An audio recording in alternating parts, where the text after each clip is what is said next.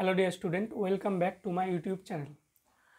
আজ আমরা মাধ্যমিক 2024-এর অপর একটি গুরুত্বপূর্ণ উপপাদ্য অর্থাৎ পিথাগোরাসের উপপাদ্য, যেটি তোমাদের বইয়ের উপপাদ্য নম্বর 49, সেই উপপাদ্য নিয়ে আলোচনা করব। তো কোশ্চেন কেমন দেওয়া থাকবে তোমাদের পরীক্ষাতে কোশ্চেন দেওয়া থাকবে পিথাগোরাসের উপপাদ্যটি বিবৃত করো ও প্রমাণ করো। অর্থাৎ তোমাদের প্রথমে আগে বিবৃতি দিতে হবে, তারপরে সেই বিবৃতিটাকে প্রমাণ করতে হবে। তো পিথাগোরাসের উপপাদ্যের বিবৃতিটি কীরূপ? তাহলে যদি এটি একটি সমকোণী ত্রিভুজ হয়, মনে করো এবিসি একটা সমকোণী ত্রিভুজ, তাহলে এই সমকোণী ত্রিভুজের এইটাকে বলা হয় লম্ব, এটাকে বলা হয় ভূমি এবং এটাকে বলা হয় অতিভুজ। অর্থাৎ অতিভুজ হচ্ছে সব থেকে বড় বাহু। তাহলে যদি আমরা অতিভুজকে বাহু ধরে এর উপর একটা বর্গক্ষেত্র অঙ্কন করি, অতিভুজকে বাহু ধরে এর উপর যদি আমরা একটা বর্গক্ষেত্র অঙ্কন করি, তাহলে এই বর্গক্ষেত্রের ক্ষেত্রফলটা কি হবে? লম্বকে বাহু ধরে যদি একটা বর্গক্ষেত্র অঙ্কন করি এবং ভূমিকে বাহু ধরে যদি একটি বর্গক্ষেত্র অঙ্কন করি, তাহলে এই বর্গক্ষেত্রের ক্ষেত্রফল মনে করো হচ্ছে 25, এই বর্গক্ষেত্রের ক্ষেত্রফল মনে করো 9, আর এই বর্গক্ষেত্রের ক্ষেত্রফল মনে করো 16। তাহলে মনে রাখবে ছোট দুটো অর্থাৎ লম্ব আর ভূমির বর্গক্ষেত্রের ক্ষেত্রফলের সমষ্টি সেটা অতিভুজের ওপর অঙ্কিত বর্গক্ষেত্রের ক্ষেত্রফলের সঙ্গে সমান হবে। অর্থাৎ ছোট দুটো বাহুর ওপর অঙ্কিত বর্গক্ষেত্রের ক্ষেত্রফলের সমষ্টি বড় বাহুর ওপর অঙ্কিত বর্গক্ষেত্রের ক্ষেত্রফলের সমান হবে। তাহলে এটাই হচ্ছে আমাদের বিবৃতি। তাহলে আমরা বিবৃতিকে কিভাবে লিখব? তাহলে দেখো, আমি বোর্ডে তোমাদের জন্য লিখে দিয়েছি, যে কোনো সমকোণী ত্রিভুজের বৃহত্তম বাহু অর্থাৎ অতিভুজের ওপর অঙ্কিত বর্গক্ষেত্রের ক্ষেত্রফল অপর দুটি ক্ষেত্রফলের পরে কমা ইউজ করবে, অপর দুটি বাহুর ওপর অঙ্কিত বর্গক্ষেত্র দুটির ক্ষেত্রফলের সমষ্টির সমান। তাহলে আমি প্রথমে ছবি দিয়ে বুঝিয়ে দেওয়ার পর আমি বিবৃতি দিলাম, এবার আমরা উপপাদ্যটি প্রমাণ করব। তাহলে আমাদের পিথাগোরাসের উপপাদ্যটির জন্য আমরা একটি সমকোণী ত্রিভুজ অঙ্কন করে নিয়েছি, যেটি হলো আমাদের এ বি সি, যার এ কোণটি কি হলো সমকোণ অর্থাৎ বিএসি 90 ডিগ্রি। তাহলে আমরা কি লিখব? ত্রিভুজ এবিসি এর বিএসি সমান সমান 90 ডিগ্রি এবং বৃহত্তম বাহু অর্থাৎ অতিভুজ, এটা কি হয়ে যাবে? অর্থাৎ অতিভুজ হয়ে যাবে বিসি বা সিবি। তাহলে আমাদের বিএসি হচ্ছে 90 ডিগ্রি এবং অতিভুজ হচ্ছে আমাদের বিসি। তাহলে এটা আমাদের অতিভুজ, এটা লম্ব, এটা হচ্ছে ভূমি। তারপরে আমাদের কি করতে হয়? আমাদের করতে হয় প্রামাণ্য বিষয়। তাহলে প্রামাণ্য বিষয় আমরা কি লিখব? প্রামাণ্য বিষয়, যেহেতু আমরা বিবৃতি দিয়ে দিয়েছি, তাই জন্য আমরা প্রামাণ্য বিষয়ে ওই বিবৃতির পুরো কথাটা লিখতে পারি। প্রমাণ করতে হবে অতিভুজের ওপর অঙ্কিত বর্গক্ষেত্রের ক্ষেত্রফল বাকি অপর দুটি বাহুর ওপর অঙ্কিত বর্গক্ষেত্রের ক্ষেত্রফলের সমষ্টির সমান। তো আমরা যেহেতু এখানে ছবি দিয়ে করছি, তাই জন্য আমাদের ছবি অনুযায়ী প্রমাণ করতে হবে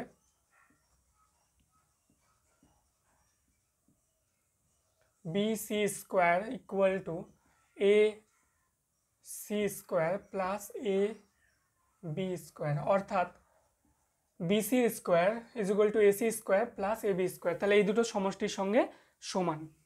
তাহলে এর জন্য আমাদের অঙ্কনের দরকার হবে। তাহলে অঙ্কন কি করব? আমরা অঙ্কন করব এরকম, যে সমকৌণিক বিন্দু কোনটাকে বলে? যেখানে 90 ডিগ্রি কোণ আছে সেটাকে সমকৌণিক বিন্দু বলে। তাহলে সমকৌণিক বিন্দু থেকে অতিভুজ বিসির ওপর আমরা কি করব? 90 ডিগ্রি অঙ্কন করব, অর্থাৎ লম্ব অঙ্কন করে নেব, যেটা নাম আমরা কি দেব? দেব এখানে ডি বিন্দু। তাহলে লিখব সমকৌণিক বিন্দু থেকে, অঙ্কনে লিখব সমকৌণিক বিন্দু এ থেকে অতিভুজ বিসি এর ওপর এডি লম্ব অঙ্কন করা হলো।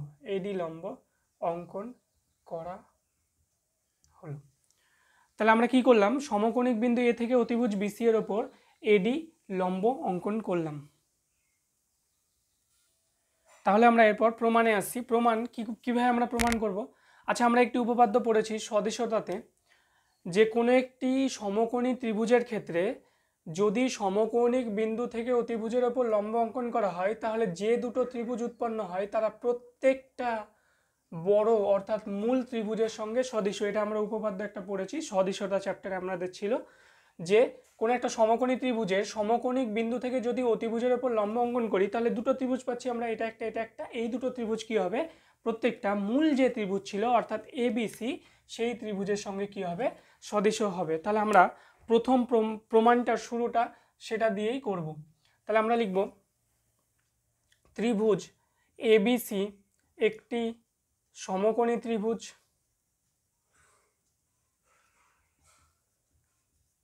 এবং সমকৌণিক বিন্দু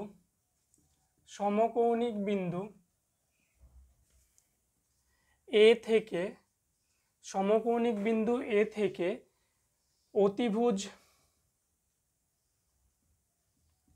বিসি এর ওপর